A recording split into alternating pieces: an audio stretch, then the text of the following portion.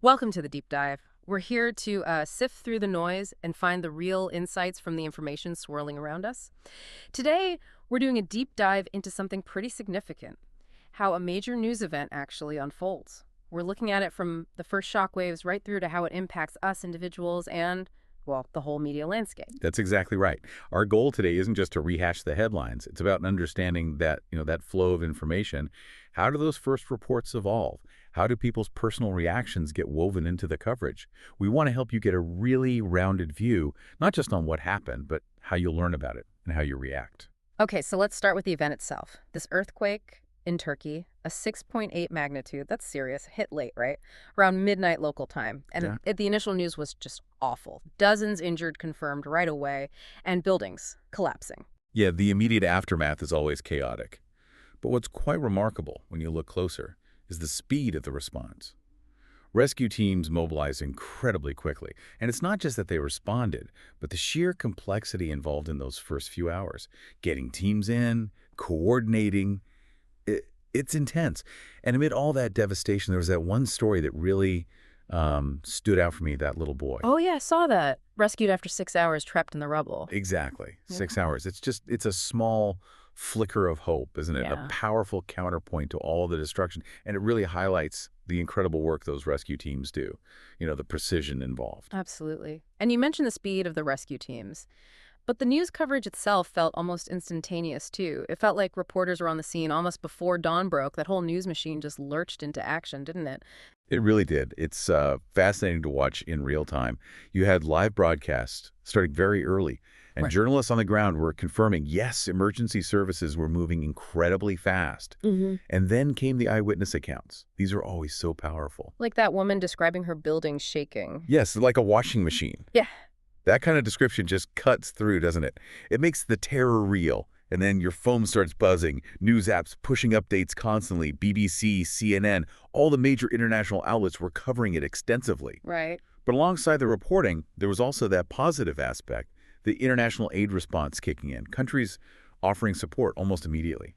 That was quite heartening to see amidst the tragedy. It was, though, hearing about collapsing buildings, especially older ones, it immediately made me think back. Remember the earthquake in Nepal, 2015? Oh, absolutely. Devastating. Over 9,000 people lost their lives. Exactly. So it begs the question, what have we learned since then? Are things actually getting better in terms of building safety and preparedness, or is it just an ongoing struggle? That's a really critical point. And the insight from Turkey is quite revealing, actually. While the newer buildings are generally built to better standards designed to withstand stronger quakes, okay, the problem lies with the vast number of older buildings. Many of them just weren't built to those codes, and they remain incredibly vulnerable. So it's an infrastructure issue. It's a massive infrastructure issue. Retrofitting or replacing older buildings requires huge investment, political will.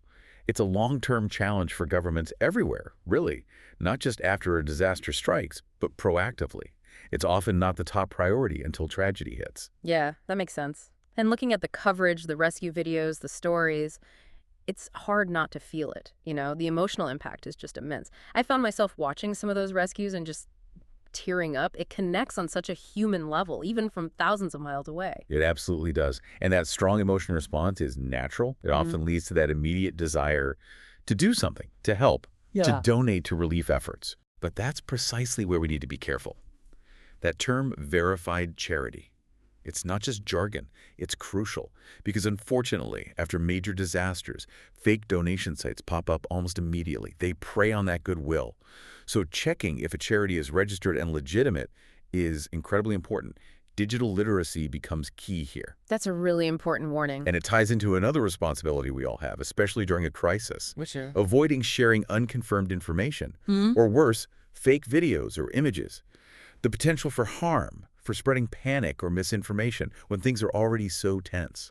It's huge. Irresponsible sharing really does have consequences. Yeah, definitely. On the other side of that, you see how people share news personally, too. I heard about people calling family who hadn't seen the headlines yet, or texting friends, checking in on classmates who might have connections there. It's those moments that suddenly shrink the world, isn't it? Reminds you how connected we all are. It really does. Yeah. And it also highlights just how differently people consume news, especially during big events. Some people go straight to news apps, Reuters, BBC, Associated Press for those quick factual hits. Okay. Others rely more on, say, following trusted journalists on platforms like Twitter. They curate their own feeds. Right, building a network of sources you trust. Exactly. And then you have tools like Ground News, which are becoming more popular. They actually show you the bias rating of different news outlets covering the same story. Oh, that's interesting. So you can see if it's leaning left or right. Precisely. Yeah. It helps you consciously seek out different perspectives, try to get a more balanced view. It's all part of actively avoiding those sensational headlines, and constantly asking yourself that critical question. Okay, is this reporting a fact, or is it playing on my emotions, maybe fear? Developing that critical eye is just so vital today. It really is. So thinking about everything we've covered, maybe we should quickly recap some key terms that kept coming up. Words people will encounter when following news like this. Things like, obviously, headline, eyewitness accounts, understanding news coverage, the difference between a report and maybe a live broadcast. Also, aid is the big one, and that word you mentioned, sensational. Those are definitely core terms. And maybe add a few more for that critical layer, like verified charity, which we discussed.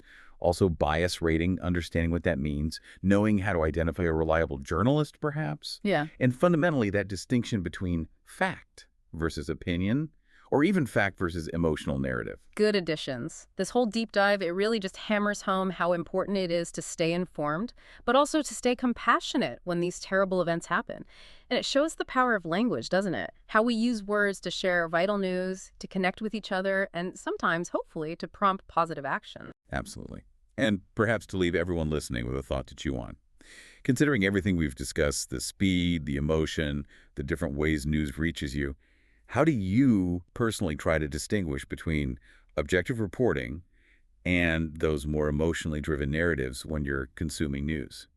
And importantly, what responsibility do you feel you have when it comes to checking information before you share it, especially during a sensitive time like a crisis? That's a great question to reflect on. We really encourage you to think about that and maybe apply some of these ideas next time a big story breaks. Consider what it means for you to be an informed and also responsible participant in this global conversation we're all part of. Thanks for joining us for this deep dive.